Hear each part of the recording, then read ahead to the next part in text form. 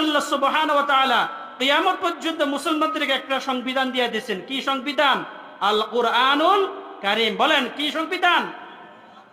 এই সংবিধান, এই সংবিধান দিয়ে দিচ্ছেন। আমরা তো এখন মনে করি যে কোরআন দিছে শুধু খতমে তারাবি পড়ার জন্য, রমজান মাসে তো খালি খতমে তারাবি পড়ো। আর মানুষ মারা গেলে ওই হুজুরদেরকে আয়না খালি খতম করাও বা ওই সবিনা পড়াও, ও হুজুরদেরকে দাওয়াত দিয়ে আয়না একটু পড়াও, ও মানুষ মারা গেলে আয়না পড়াও। কি কোরআন শুধু এই উদ্দেশ্যে দিচ্ছে আল্লাহ পাক? এই কারণে শুধু আল্লাহ কোরআনুল কারীম দিছে। আল্লাহ পাক কোরআনুল কারীম দিছে একেবারে পারিবারিক জীবন থেকে একেবারে আন্তর্জাতিক পর্যায় পর্যন্ত কোরআনুল কারীমের বিধান অনুপাতে তার সে কি করে তার জীবন ব্যবস্থাকে কি কি চালাইবে, তার পরিবারকে চালাইবে, তার সমাজকে চালাইবে, তার রাষ্ট্রকে চালাইবে, একেবারে আন্তর্জাতিক পর্যায় পর্যন্ত কোরআনুল কারীমের সংবিধান অনুপাতে সে কি করবে, চলবে এবং চালাইবে। এই জন্য আল্লাহ কোরআনুল কারীম দিচ্ছেন।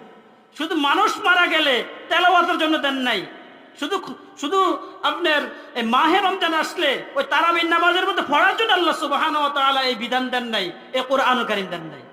আর আমাদের অধিকাংশ মানুষের ধ্যান ধারণা এটাই হয়ে গেছে যে আল্লাহ পাক মনে কোরআন শরীফ যদি এই জন্যই দিচ্ছেন, শুধু একটু তেলাওয়াত করো সকালবেলা ফজর নামাজের পর, ঘরের মধ্যে মসজিদে হোক বা ঘরের ভিতরে হোক, আর মাঝে মধ্যে এই বিভিন্ন জায়গার ভিতরে একটু অনুষ্ঠানের মধ্যে পড়ো। এই জন্য আল্লাহ কোরআনুল কারীম দিছে।